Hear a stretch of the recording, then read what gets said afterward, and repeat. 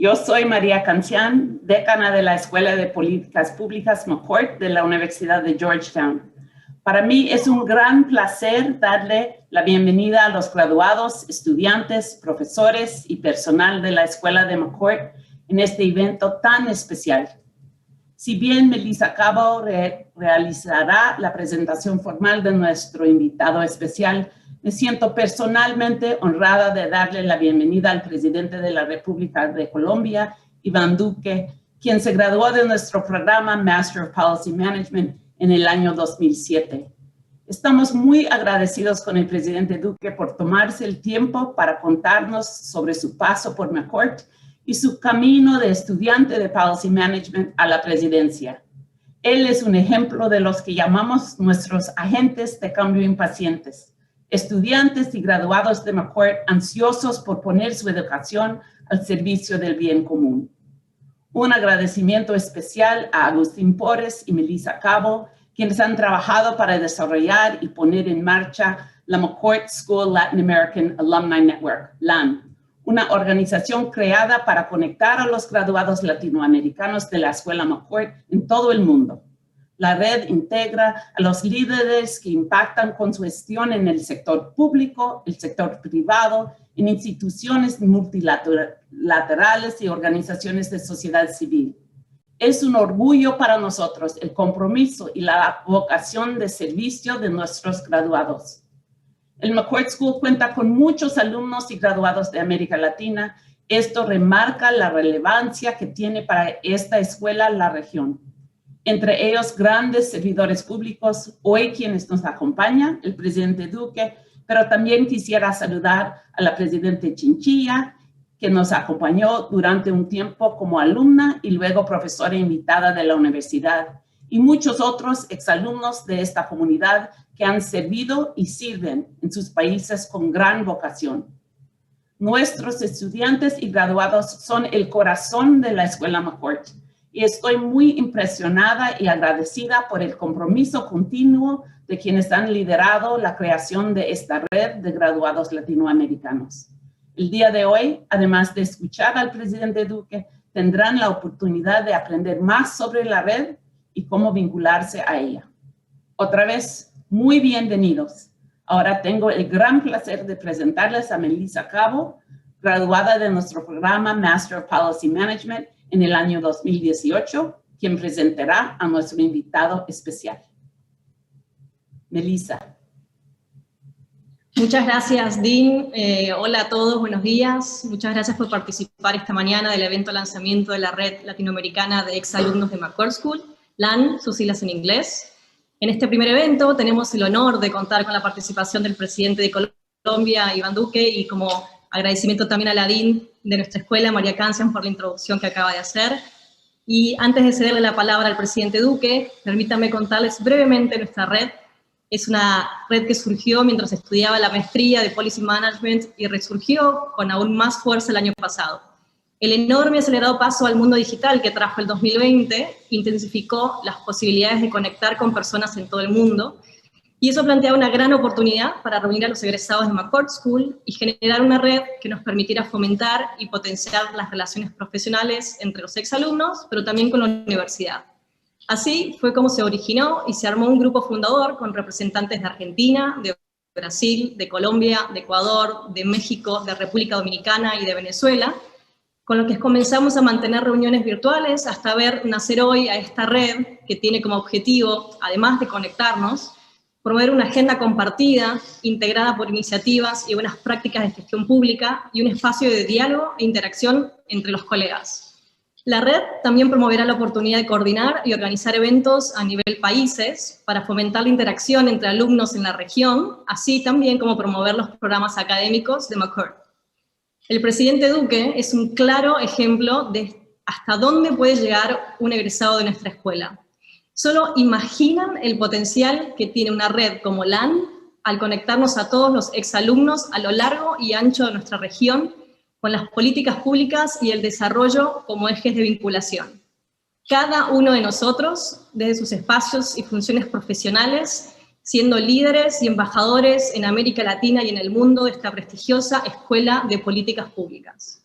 Desde ya, Quisiera agradecer nuevamente a la Dean María Cancias, pero también al equipo de trabajo de McCourt School que nos dieron su apoyo y nos acompañaron para que este evento se llevara adelante.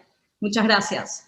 Ahora es momento de presentar a nuestro invitado especial y a quien recibimos con enorme agradecimiento por haber aceptado ser parte del lanzamiento de nuestra red.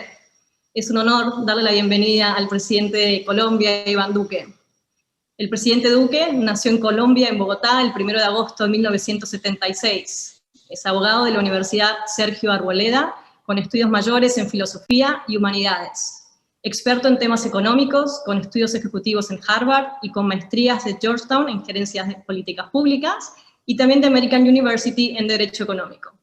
Se desempeñó como columnista y profesor, fue jefe de la División de Cultura, Creatividad y Solidaridad del Banco Interamericano de Desarrollo, liderando temas de innovación social, emprendimiento, juventud y economía creativa. Fue consultor de la presidencia del BID y consejero principal por Colombia. Como senador, sacó adelante 5 leyes de la República: la Ley Naranja, la Ley de Cesantías, la Ley de Desfibriladores y la Ley de Empresas B. Es además autor de los libros Indignación, Ideas para la Colombia del Futuro, Pecados Monetarios, Maquiavelo en Colombia, Efecto Naranja, El futuro está en el centro, Arqueología de mi padre y El humanismo importa. En junio del 2018, Iván Duque fue elegido presidente de Colombia para el periodo 2018-2022, con un programa de gobierno basado en legalidad, emprendimiento y equidad. Bienvenido, señor presidente, y muchas gracias por su amabilidad y su tiempo para conversar con los alumnos y egresados de McCourt School en este lanzamiento de la Latin American Alumni Network. Le cedemos entonces la palabra, señor presidente, para su presentación. Muchas gracias. Elisa, muchísimas gracias, y muchas gracias también a Dean Cancian, y muchos saludos también a Agustín Porres y a toda la red de LAN. La verdad es que me siento profundamente motivado. Cuando yo estaba en la escuela no teníamos una red de ese tamaño, de ese alcance. Es más, el número de estudiantes latinoamericanos que habían estado en ese momento en la escuela, pues era un número importante, pero no era un número tan grande como el que tenemos hoy. Veo además que la escuela ha crecido, se ha posicionado, tiene nombre. En esta época era el Public Policy Institute, ahora es ya McCourt, y eso significa muchísimo. Y también veo algo muy motivante, y es que la red crece con alumnos y con exalumnos, y tener una discusión de políticas públicas seria es algo muy positivo. Y lo bueno de una red de esta naturaleza es que hay connutrición, y entonces cualquiera que esté en una responsabilidad pues va a poder plantearle a la red: ¿ustedes qué opinan sobre esto? La red va a poder reaccionar y va a poder ayudar a construir. Yo quisiera, Melissa, a diferencia de otros eventos en los cuales yo participo, donde normalmente yo hago un discurso, una presentación, no, yo lo que quiero es que tengamos un diálogo el más fluido del mundo y poder recibir la mayor cantidad de preguntas. Por eso solamente quiero entrar a una pregunta: ¿para qué me sirvió McCourt? ¿Qué aprendí yo en McCourt? ¿Y cuáles son mis reflexiones hoy? Entonces, ahora que me estabas presentando y decías que yo me he graduado en el año 2007, pues yo digo para mis adentros, Dios mío, o sea, ha pasado demasiado tiempo, y además creo que yo me gradué en otro mundo. Entonces, tú me vas a decir, ¿por qué? Cosas tan elementales que pasaron en el año 2007. Y estoy hablando de cómo la sociedad también se ha transformado. Cuando yo me gradué de McCourt en el año 2007, ese año era el año en el que se lanzaba el iPhone. Ese año salió el iPhone. Y uno diría, bueno, el presidente de Colombia está hablando sobre un aparato. No, estoy hablando de cómo nace una tecnología que acerca la interacción humana a partir del desarrollo de aplicaciones como nunca antes en la historia del mundo. Es decir, nace una tecnología donde los teléfonos inteligentes tienen su estallido, por llamarlo así, y empieza también a partir de esa telefonía inteligente a acercarse la democracia, la opinión en manos del ciudadano. Ese año, 2007, lanzan el Kindle, la democratización de la cultura. Es decir, nace otra herramienta de democratización de la cultura. Tercero, ese año es el año de la ebullición de las redes sociales. Es el año en el que Jack Dorsey realmente empieza ya a poner en pie lo que hoy se conoce como Twitter. Llevábamos un año de Facebook, Entonces es otro punto de ebullición muy importante porque empieza a transformarse la interacción humana. Ese es el año en el que nace Android, es el año en el que se lanza la plataforma Watson, donde empieza todo el desarrollo de los nuevos ciclos de inteligencia artificial. Y es muy importante para mí decir todo esto, porque cuando yo estaba en la escuela, nosotros estábamos con los principios centrales de la escuela hablando de cómo hacer buena gerencia pública. Porque el momento de la gerencia pública no puede ser ideologizada. O sea, tú puedes tener tus ideas de izquierda, de derecha, de centro, como las quieras, pero la gerencia pública es pragmática, es práctica, sí tiene el objetivo de beneficiar siempre a la mayoría y está soportada por lo que es sostenible, por lo que es responsable fiscalmente, pero adicionalmente por lo que está orientado a producir un mayor beneficio en la sociedad. Entonces, ¿qué me dio a mí la escuela? Aún contemplando todos esos cambios que surgen el año en el que me gradúo. La escuela me dio 3 o 4 herramientas que yo valoro profundamente. Una, el sentido de la comunicación en el public policy.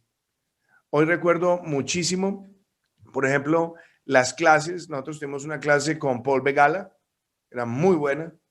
Tuvimos una clase extraordinaria con E.J. Dionne, que también la valoré profundamente. Teníamos a Joe Ferrara también hablando mucho sobre Public Policy and Communication. Eso para mí fue muy importante porque al final del día lo más relevante una vez uno diseña una política pública es ser capaz de comunicar esa política pública y comunicarla bien y comunicarla fácil y entender dónde está el corazón de la política pública. Segunda herramienta que para mí fue muy importante. Ese era el dolor de cabeza en esa época porque eran todos los research methods y además toda la carga estadística que teníamos en ese momento, pero era altísimamente relevante porque teníamos, yo no recuerdo ahorita el nombre completo de esta profesora, que ella empezaba su clase con un libro que era Lies, Damn Lies and Statistics. Y a partir de ahí lo que empezábamos era a hacer toda la comparación de las cifras y entender muchas veces que hay que evitar comparar peras con manzanas en la argumentación de una política pública, pero lo importante también que es tener los comparativos internacionales. Esa para mí fue una herramienta espectacular. El tercero, y en eso yo quiero agradecer, por ejemplo, haber tenido profesores como Tom Daschle, que era la economía política de las políticas públicas. Es decir, cómo se construyen consensos en el diseño y la implementación de políticas públicas, que fue también para mí fascinante. Y me permitió a mí también entender, a partir de lo que ocurría en ese momento en los Estados Unidos, hay que recordar que era prácticamente el año en que yo me gradué, un año preelectoral, venía incubándose lo que sería después la crisis financiera del 2008-2009.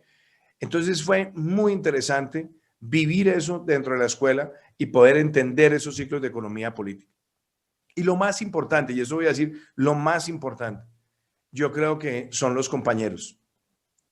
Obviamente los profesores, los métodos, la posibilidad de estar en la escuela, pero los compañeros.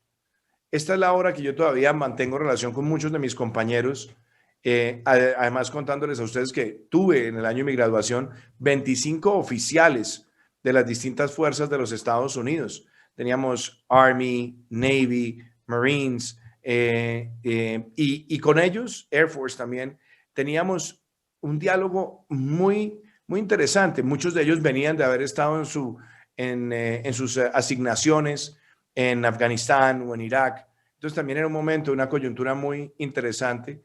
Y ver esa conexión de la interacción entre quienes hemos estado en la vida civil y quienes han estado en la vida militar y quienes han tenido otras experiencias, yo creo que es algo que enriquece profundamente. Hoy cuando veo la mayor participación de estudiantes latinoamericanos y la creación de esta red, pues yo los quiero felicitar y no solamente ya quiero vincularme a la red formalmente, salgo de aquí inscrito, sino que creo que ahí es donde uno puede empezar a apoyarse con las experiencias de otros. Las exitosas, las no tan exitosas y las que no tienen historia de éxito, pero porque todas van recogiendo una red de aprendizaje y qué bueno tener esa posibilidad con la escuela. Y todo esto lo digo porque a partir de ese momento hasta hoy, y por eso era mi mención de lo que pasaba en el 2007, el mundo ha cambiado y yo quiero dejar planteado esto para la discusión presente y futura. Nosotros estamos viviendo hoy en un mundo donde le aparece una frase que yo detesto, que es perception is reality. ¿Y por qué la digo? Porque estamos en un mundo donde la posverdad está presente en todos los países y en todos los temas. Y el mundo está polarizado. No es Estados Unidos, no es Colombia, no es México, no es Chile. El mundo en general está polarizado. Y lo polariza mucho la posverdad, porque cuando entra la discusión de perception is reality, lo que importa es cambiar la percepción, así no sea con la verdad, versus el concepto más importante que es la veracidad.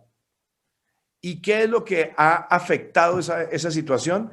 La ha afectado mucho el mal uso y el abuso de ciertas tecnologías que, como lo plantea, por ejemplo, este documental, El dilema de las redes sociales, que está amparado en las investigaciones del Center for Humane Technology en California. Es como hoy el mundo en el que nos movemos de algoritmos, terminamos comportándonos frente a las políticas públicas, es como si fuéramos barras bravas de equipos de fútbol, donde son nuestros prejuicios, preconcepciones, ideologización y posverdad lo que termina generando un ambiente totalmente crispado. Y eso hace que, por ejemplo, políticas públicas que son obvias, necesarias para mejorar el bienestar de un grupo poblacional, no importa lo buena que sea, lo bien diseñada que esté, si esa política pública sale del otro equipo, sencillamente tiene que ser mala, hay que desvirtuarla y hay que quitarle legitimidad. Y eso está afectando la democracia y esa es una razón de más por la cual en una escuela de políticas públicas el tema de la comunicación y de entender que ya no es solamente comunicar bien y comunicar claro, sino estar preparado para una contienda constante de deslegitimación y de posverdad. Eso para mí creo que es lo más importante hoy en una discusión de cómo formular buenas políticas públicas. Porque sí veo, y todos hemos tenido experiencias exitosas y también no tan exitosas, justamente porque de pronto no hemos calibrado bien cuáles van a ser siempre las líneas de ataque, sin importar lo bien formuladas que estén las políticas públicas. Y yo creo que eso es algo que dentro de la escuela y para los estudiantes, abordar este tema es vital, porque la escuela nos da a todos las mejores herramientas. Pero si a mí me preguntaran, si usted pudiera devolver el tiempo, ¿qué de pronto sugeriría a McCord? Pues yo sugeriría esto, pero no porque no lo haya tenido, sino porque creo que a partir del 2007 hasta nuestros días, lo que ha cambiado muchísimo en la gerencia de las políticas públicas es entender que las políticas públicas están siendo atacadas todos los días, cada minuto, cada segundo, con un alto componente de posverdad y por lo tanto ese énfasis en la comunicación precisa y efectiva, pero para contrarrestar también la deslegitimación, a mí me parece que es central en el mundo de hoy. Y cierro también diciendo lo siguiente, y eso me permite también abrir la discusión a temas que ustedes quieren abordar, el momento en el que estamos. Yo creo que estamos en el momento pues más difícil, pero al mismo tiempo el más interesante en términos de las políticas públicas, porque estamos en medio de una guerra mundial contra un enemigo invisible, que es el COVID-19. Un enemigo que apenas lo hemos ido conociendo, un enemigo que está próximo a arrebatarle la vida a 3 millones de personas a lo largo de la pandemia, un enemigo que ha saturado la capacidad de reacción de los sistemas de salud de los países más desarrollados, un enemigo que para enfrentarlo hemos tenido que adoptar medidas que van en contra de la interacción humana, que afectan muchísimos negocios, que afectan la economía, que afectan el empleo y que ponen en riesgo conquistas alcanzadas en términos de equidad y reducción de la pobreza.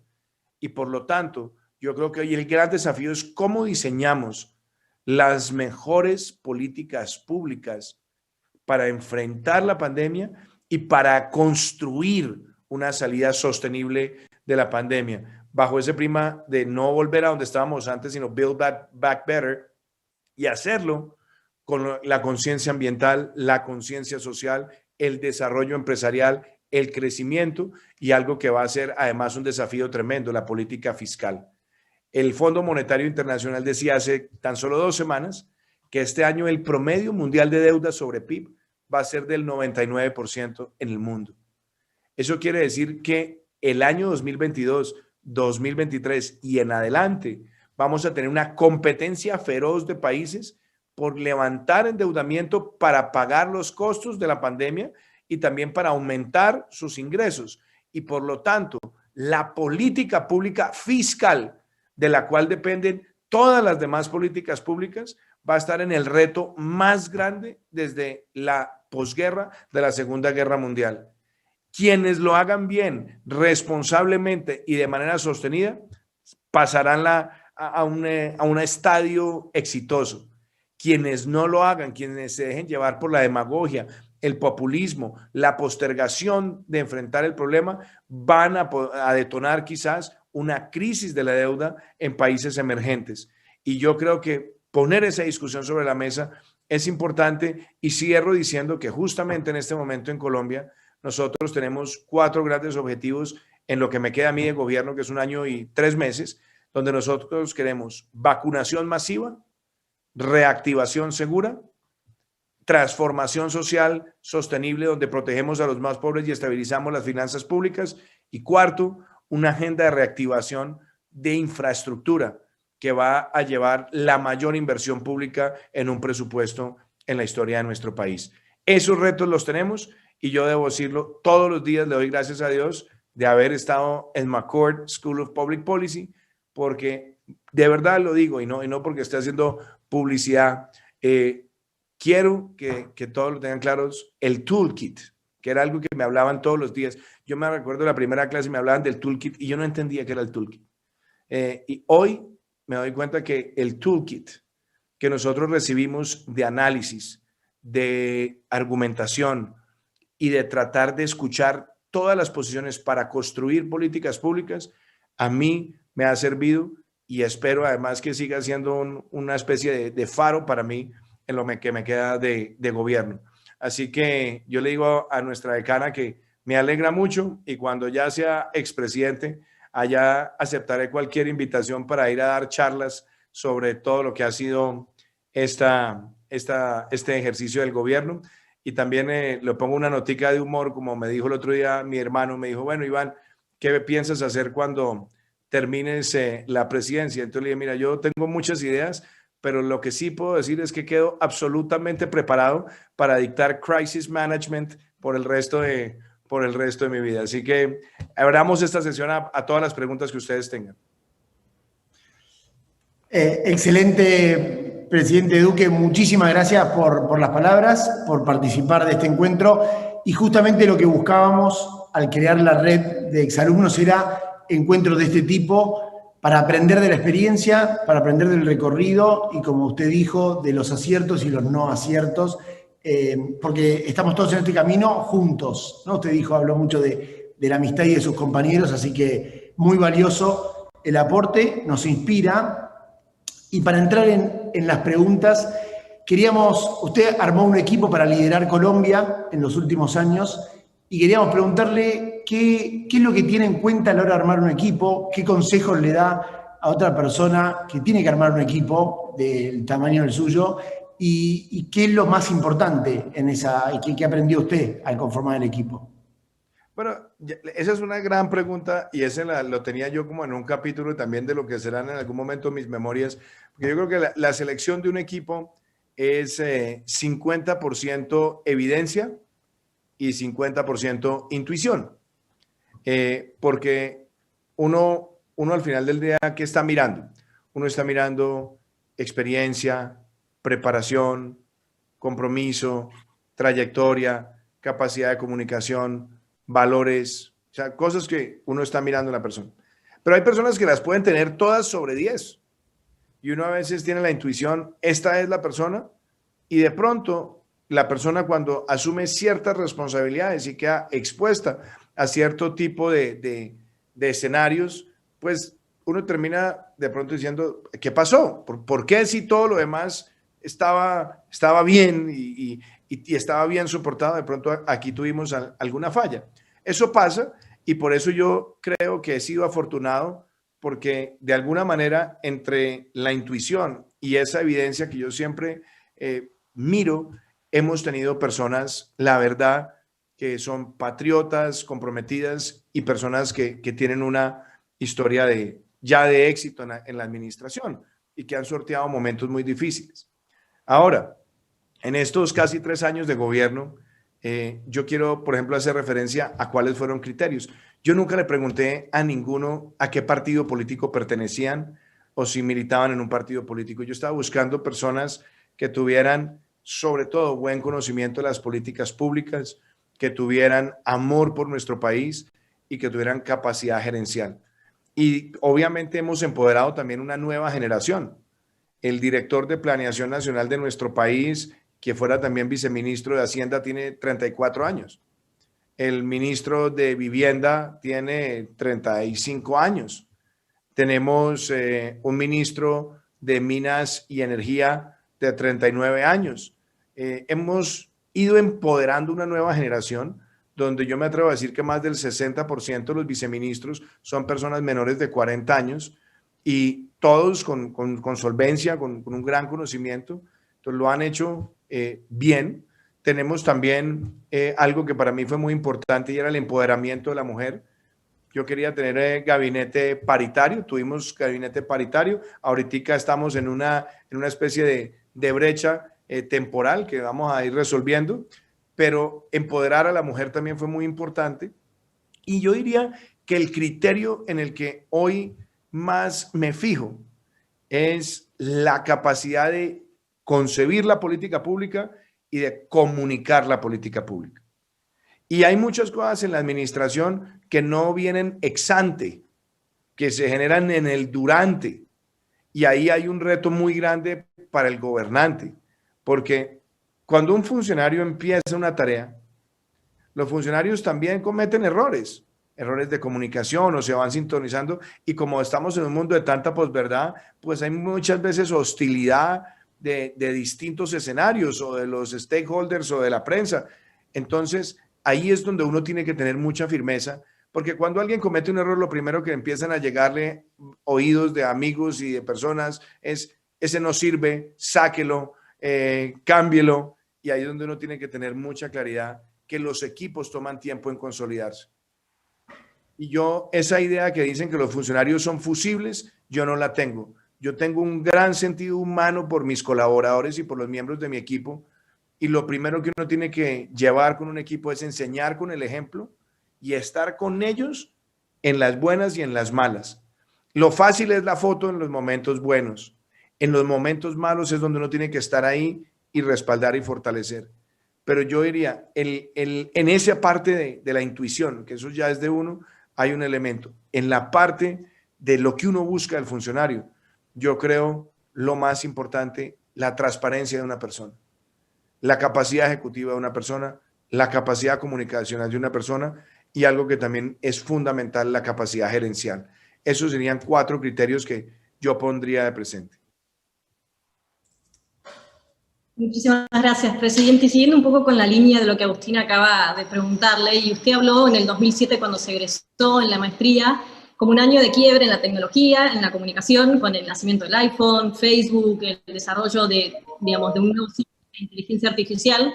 Y de alguna manera esta red también surgió un poco impulsada por este nuevo envión en la tecnología y en las comunicaciones que hubo el último año, que también nos llevó a todos, en todo el mundo, a adaptarnos rápidamente a nuevas formas y a obtener nuevas herramientas también para adaptarnos al mundo laboral. Yéndonos un poco al mundo más específico de las políticas públicas, ¿qué le diría a usted a los jóvenes, hoy estudiantes o egresados que están iniciándose en el mundo de las políticas públicas o están trabajando en el mundo de las políticas públicas, sobre ¿cómo usted ve que tienen que formarse en este momento para lo que viene en su carrera de servicio público? Bueno, vuelvo al concepto de la veracidad, porque en el mundo de la posverdad, que es la parte más dramática, es que la veracidad es una cosa y la percepción es otra.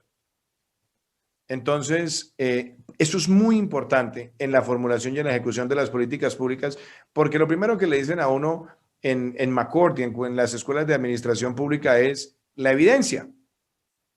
O sea, al final del día, por ejemplo, hablemos de seguridad. En materia de seguridad, tú dices, yo tengo una tasa de homicidios, por decir algo, del 27, por millón de habitantes. Y entonces tú la bajas a 24.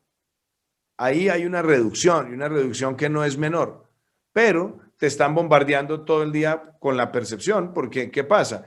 Basta un crimen que se vuelva muy controversial o que sea muy sonado para generar una reacción de que lo que hay es una situación de inseguridad. Entonces, ¿cómo comunicar esos resultados que se van logrando y que esa evidencia sea la que oriente la percepción? Yo creo que es uno de los retos más grandes que tenemos hoy. Y yo diría esto, no hay hoy un egresado de la escuela McCourt que pueda darse el lujo de decir que él es un gestor, un administrador, un analista, pero no es un comunicador. Yo creo que hoy es esencial que todo egresado de una escuela de políticas públicas tenga una gran capacidad de comunicación y una gran capacidad de argumentación y contraargumentación, porque esa es la mayor exposición que se tiene hoy. Y no es solamente hablándolo en público, no es solamente en una entrevista. Las redes sociales son un escenario también muy importante para comunicar y donde lo que tiene uno que mostrar es la evidencia y también los comparadores históricos, porque una de las cosas de las redes sociales que además es interesante es que si ya lo dijiste, te quedaste con ello. Entonces son para mí la prueba de oro de la coherencia y la consistencia. Ahora, sabiendo que las circunstancias pueden cambiar y que hay apreciaciones que uno haya tenido en el año 2007 y en el año 2010 y en el año 2014, que por circunstancias evolutivas y inclusive mismas del análisis pueden cambiar. Pero qué importante tener un gran manejo de la comunicación también a través de estas plataformas, porque sí creo yo que hoy ese es el reto más difícil. Una política pública, por buena que sea, si no está bien comunicada, está siempre expuesta a su deslegitimación. Y ese es un reto que tenemos todos los días. Ese reto no termina, nos pasa. Y entonces, ¿cómo se arma la reacción? ¿Cómo defines tú lo que quieres transmitir? ¿Cómo sabes por dónde te van a atacar? Yo creo que esas son cosas que son supremamente importantes en este momento. Pero sí creo también que las redes, y ojalá LAN también permitiera eso, es entre los compañeros. Y es cuando un compañero de ustedes esté de ministro de Economía o de ministro de Salud o de ministro de Ambiente y él lance una política, el tener la red para que la red le dé feedback, a mí me parece muy importante, porque es una forma de construir colectivamente sobre experiencias. Y cuando muchas veces se enfrentan esos desafíos ya de presentar una política pública y sacarla adelante, que vienen tantos ataques, pues muy importante también que la red de LAN ayude en el análisis basado en la evidencia a que los compañeros también tengan esas herramientas de defensa que son tan importantes. Pero ya en lo que tiene que ver con la red, pues es muy interesante ir armando esos grupos donde si todos estamos siguiéndonos entre la red, pues estamos sabiendo qué está diciendo Melissa, que le gusta el tema de comercio, qué está diciendo Juan Carlos, que le gusta el tema de salud, qué está diciendo Pedro, que está trabajando en los temas de telecomunicaciones. Y esa es una forma también de ir generando de manera viva un intercambio natural de los miembros de esta escuela. Excelente, muy, muy bueno. Y vamos a trabajar para eso. Tomo una de las preguntas que nos hacen el público que nos acompaña hoy, otros estudiantes. Y usted se formó para ser presidente, trabajó en el gobierno previamente, trabajó en un organismo multilateral. La pregunta es curiosa, ¿qué le hubiera gustado saber antes de ser presidente que no haya sabido? A ver, lo que para mí es interesante, y lo digo ya en el plano personal, en la humildad más grande, yo tuve una fortuna en la vida, y es que nací en un hogar donde mi padre era político y mi mamá politóloga. O sea que eso ya de por sí marcaba un poco el ambiente de debate en la casa. Mi padre tuvo una experiencia en la administración pública y desde muy niño yo tenía claro que mi propósito en la vida era ser presidente y servir a mi país. Y en el transcurso de la vida, uno va teniendo distintos procesos y siempre traté de mantener y la trato de mantener siempre una curiosidad intelectual viva y voraz con un gran sentido de humildad, porque quien llega a gobernar, pues no se las sabe todas, no es experto en todo, pero quien llega a gobernar sí debe tener algo en cuenta. Y eso se lo aprendí yo a un profesor que fue un gran líder político en Colombia, que era Álvaro Gómez Hurtado. Y él me decía, para quien quiere estar en el mundo de la política, nada puede ser indiferente. Y eso es muy importante porque en esto uno no puede dejar de ver qué está pasando y qué está ocurriendo en el mundo. Hoy, enfrentando la pandemia, por ejemplo, yo destino por lo menos 1 hora antes de acostarme, desde hace más de 1 año y medio, en ver qué está pasando en el mundo en el manejo de la pandemia. Y me acuesto y miro, oiga, ¿qué está pasando en Argentina? ¿Qué hicieron en Turquía? ¿Qué hicieron en Israel? ¿Qué hicieron en Singapur? Y me meto a los portales y averiguo, llevo un cuaderno de notas y voy viendo artículos que van saliendo, por ejemplo, sobre qué pasó con esta vacuna, qué pasó con este tratamiento. Y nada puede ser en ese sentido indiferente. Y eso me lleva a mí a decir, ¿qué hubiera querido saber antes? Bueno, muchas cosas, uno hubiera querido saberlas antes. Pero quizás una de las cosas que yo le debo reconocer que es muy importante es que uno muchas veces piensa que se ganaron las elecciones, que uno tiene su propuesta, su plan de gobierno, y de pronto lo que uno no tiene calculado es que la guerra comunicacional empieza a partir del siguiente segundo en el que uno está elegido. Y más en un mundo que está tan polarizado. Entonces, tal vez, en ese sentido, yo creo que nosotros hubiéramos podido tener algunas herramientas adicionales y mucho más robustas para entender que no iba a haber compasión, que no iba a haber ningún interés de quienes no quieren escuchar en darle la oportunidad a uno para arrancar y arrancar bien. Y eso no lo digo con tristeza, así es en el mundo entero. Y yo creo que hoy esas habilidades, esos conocimientos y esa capacidad de hacerlo de manera constante es fundamental. Y algo, por ejemplo, que también quiero dejarlo como lección. Hablando de que nada es indiferente, yo creo que algo que es fundamental es siempre tener en el consciente y en el subconsciente la idea de los cisnes negros, de los Black Swan. Y yo les cuento 2 anécdotas particulares. Una muy triste, porque yo me levanté en enero del año 2019. Yo seguía viviendo en mi casa personal, donde viví casi 18 meses siendo presidente. Después me trasladé a la casa de gobierno. Y yo me levanté por la mañana, estaba duchándome y me llegó un pensamiento a la cabeza. Y es, si a usted le hubiera tocado la bomba del Nogal, que fue una bomba que puso el grupo terrorista FARC en el año 2003, ¿usted qué hubiera hecho? Y el subconsciente me lo preguntaba. Y entonces salí, me monté al carro, saqué una hoja y empecé a anotar qué hubiera hecho. Y hubiera hecho esto. Me monté en el avión, iba a la ciudad de Quibdó y cuando aterrizamos me dicen que el ELN acaba de poner una bomba en la escuela de formación de la Policía Nacional en Bogotá. Entonces, yo creo que uno debe tener siempre ese concepto del Black Swan, de las cosas que pueden ocurrir y tener casi que preconfigurado mentalmente y si se puede operacionalmente cómo reaccionar ante esos riesgos. Y la otra, yo estaba en McCourt, en ese momento el Public Policy Institute, y en ese momento acababa de salir un libro en los Estados Unidos muy interesante que lo recomiendo muchísimo, que se llama The Great Influenza, que era un libro sobre la peste española. Bueno, ese libro yo me lo leí, me lo devoré recién salido.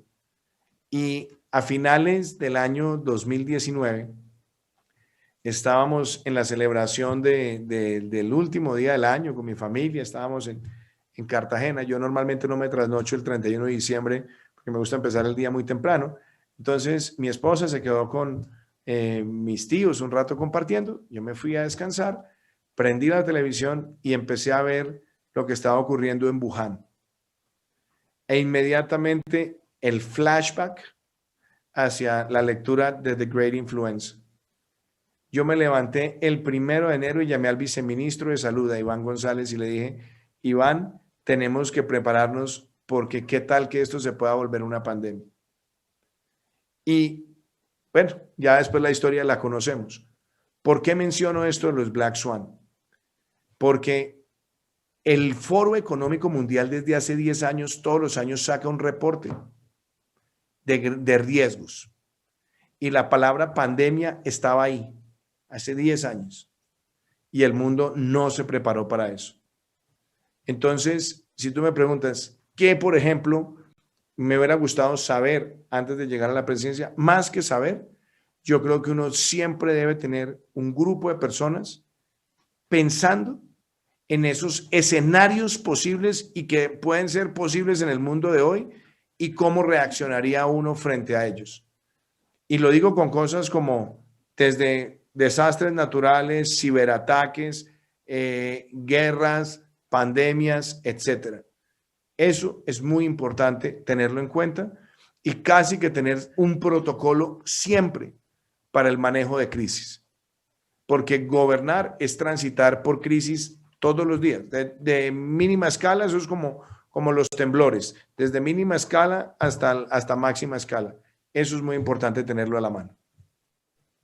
Muchas gracias, presidente. Y le hacemos una última pregunta. Le agradecemos su tiempo y le damos después el espacio para que usted pueda cerrar. Y dando un poco en la línea que usted venía mencionando recién, las experiencias que había tenido, que compartió con nosotros, y pensando en los agentes de cambio que están viendo y que están participando de este evento hoy, si nos pudiera compartir, dentro de todo lo que fue la pandemia, ¿no? Y todo lo que implica la pandemia, ¿cuáles fueron sus aprendizajes o esas acciones inspiradoras que usted podría resaltar de una crisis del país, sin lugar a duda, pero también global, ¿no? ¿Cuáles fueron sus aprendizajes que le gustaría compartir como líder a la audiencia que lo está mirando? Y le damos el espacio para que usted pueda cerrar. Bueno, yo te diría, Melissa, que esta pandemia, primero hay que mirar esto con mucha humildad. Ningún gobernante, ninguno en el mundo estaba preparado para una pandemia de esta naturaleza. Ninguno. Cuando digo ninguno, es ninguno. Y la demostración es, pues, cómo hemos tenido que sortear semejante dificultad. La segunda, el reto humano, yo creo que es la parte más compleja, porque nosotros desde enero del año pasado empezamos a tomar políticas, como les digo, a partir de esa información, y empezamos a diseñar un esquema donde teníamos 3 fases: prevención y preparación, contención y después mitigación.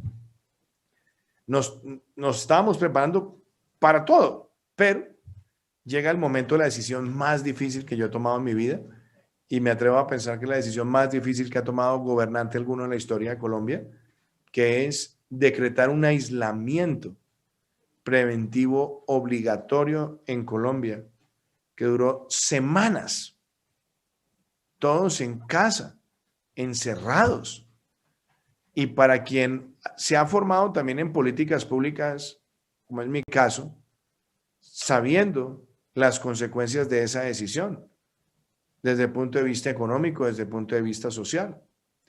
Entonces, la lección es tomar una decisión de esa naturaleza y reaccionar rápidamente para atender a la población más vulnerable. Si tú me preguntas, Melissa, hoy, ¿de qué me siento orgulloso? De lo que se ha logrado con un gran equipo en este año, fue duplicar las unidades de cuidado intensivo. Pasamos de 5.300 a más de 12.000 unidades de cuidado intensivo en el país, y hoy somos líder en América Latina en unidades de cuidado intensivo por 100.000 habitantes. Pero hoy suena fácil. Tú no te imaginas lo que era buscar ventiladores en el mundo en ese momento, y el mundo restringiendo exportaciones.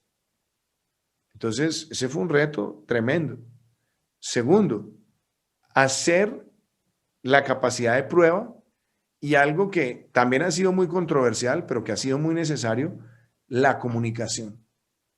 porque nosotros tomamos la decisión de tener un espacio televisivo y llevamos más de un año continuo, todos los días a las 6 de la tarde, llevando esa información veraz, que no es un monólogo del presidente, sino era llevar a los médicos, a los especialistas, a los organismos internacionales, ir llevando la comunicación de qué se hace en salud y qué se hace con los programas sociales, donde hemos podido llevarle ayudas económicas a cerca de 10 millones de hogares, 30 millones de colombianos. Entonces, esa, por ejemplo, también es otra lección muy importante. Y hay una lección que también es, además, compleja, y es que tú estás lidiando con la pandemia, pero sigues lidiando con el resto. O sea, enfrentas la crisis más grande, pero tienes que seguir enfrentando a los carteles de la droga, que además quieren hacer su agosto en plena pandemia. Tienes que seguir avanzando en los proyectos de infraestructura. Tienes que seguir avanzando en la lucha contra la pobreza. Tienes además que avanzar en la agenda de emprendimiento, de desarrollo y recuperarse de la pandemia. Entonces, yo creo que es el ambiente quizás más complejo, pero algo que yo quiero decir, y lo digo con orgullo por mi equipo, tuvimos que decretar 2 emergencias económicas y sacamos más de 100 decretos que fueron construidos en un tiempo récord para enfrentar esta situación. Claro, estamos lejos de decir, esto ya terminó, pero ¿qué me enorgullece? Cuando tú miras a Colombia y la comparas en los indicadores comparadores internacionales que valen la pena, que son muertes por millón de habitantes, contagios por millón de habitantes, letalidad, crecimiento económico, pobreza, coeficiente de Gini, yo te diría, en muertes por millón y contagios por millón, estamos, y en tasa de letalidad, muchísimo mejor que países desarrollados que pueden tener 7 u 8 veces nuestro ingreso per cápita y también de un gran tamaño. 2, nosotros tuvimos una caída de nuestro Producto Interno Bruto muy grande el año pasado, 6.8, la peor que ha tenido Colombia en su historia, obviamente por la pandemia, que le ha ocurrido a tantos países, pero comparativamente con otros países de la región y del mundo, Colombia logró ir reactivando también su economía y la proyección de crecimiento este año es del 5% o más. Tercero, y eso también es muy importante, las medidas que tomamos para proteger a los más vulnerables, dicho por el Plan de Naciones Unidas para el Desarrollo PNUD, que se dio hace unos días, muestra que prácticamente evitó que el Gini se moviera. Es decir, logramos tener toda la capacidad de reacción para mantener nuestro coeficiente de Gini prácticamente donde estaba antes de la pandemia. Y eso es un esfuerzo grande en política pública y hoy tenemos una red de seguridad social que está en ejecución. No estoy tranquilo porque estamos viviendo un tercer pico en muchos países de América Latina y obviamente en algunas ciudades de Colombia lo estamos viendo. Cuando digo no estoy tranquilo es que tenemos que seguir viendo qué pasa con este virus, porque la propia Organización Mundial de la Salud esta mañana dice que la carga de virosidad que se ha visto en las últimas semanas es tremenda. Pero mi mensaje en esto es mucha capacidad de adaptación, mucha capacidad de reacción y sobre todo tratar al máximo de poner esto sobre la mesa, de que el reto que nos trae la pandemia es proteger la vida y la salud, pero proteger el desarrollo económico y social de la misma manera y entendiendo que ahí no hay dilemas.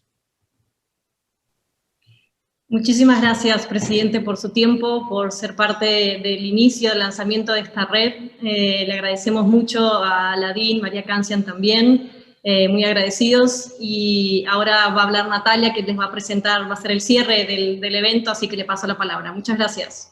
Una cosita, Melissa, que yo quisiera decirles de verdad, y me ofrezco para hacerlo, que una vez ya la pandemia nos lo permita, yo quisiera propiciar un encuentro de LAN acá en Colombia. Es decir, que ustedes puedan de pronto con la decana planear con la red un grupo que venga y esté en nuestro país una semana, nosotros ayudarles a que tengan una agenda para que puedan ver pues muchas cosas en políticas públicas y sea para mí un honor tenerlos también aquí en la Casa de Nariño. Muchísimas gracias, el honor será nuestro y sin duda vamos a arreglar, a hacer todos los acomodamientos en cuanto podamos viajar para hacerlo. Muchísimas gracias, presidente. Gracias a ti. Gracias. Muchas gracias, presidente. Y antes de cerrar el evento, nuevamente en nombre de Latino American Alumni, Network y cómo egresar a la maestría y compatriota. Queremos agradecerle nuevamente, presidente Duque, por su tiempo y por el interés de ser parte de este lanzamiento de esta red que sin duda va a generar más espacios como este, ¿no? Para seguir compartiendo estos aprendizajes que sin duda nos motivan a creer en la educación como un agente de cambio en nuestra sociedad y sobre todo pues en nuestros países. Entonces, muchas gracias nuevamente. Muchas gracias. Y también quisiéramos expresar un gran agradecimiento a McCourt School y en especial a la Dean María Cancian por brindarnos este espacio y por creer en esta iniciativa, por la confianza de creer que estos espacios son necesarios y que sin duda van a seguir aportando la gran labor que hace McCourt en la región. Y finalmente, quiero agradecer a todos los que se han conectado, a los que participaron activamente hoy en este lanzamiento. Fueron más de 75 personas entre alumnos y egresados de McCourt que nos acompañaron el día de hoy. Y a ustedes en especial les queremos hacer la invitación a que hagan parte de esta nueva red, a que hagan parte de estos espacios para intercambiar experiencias, para generar lazos más, digamos, más fuertes entre nosotros y con la Universidad de Georgetown. Y no siendo más, porque se nos acaba el espacio, quiero compartir con ustedes una encuesta que queremos para entrar en contacto y que participen y se conecten oficialmente a esta red y estemos en contacto de aquí en adelante. Muchas gracias a todos y muchas gracias de nuevo, presidente, por su participación. Gracias a ustedes y un gran abrazo.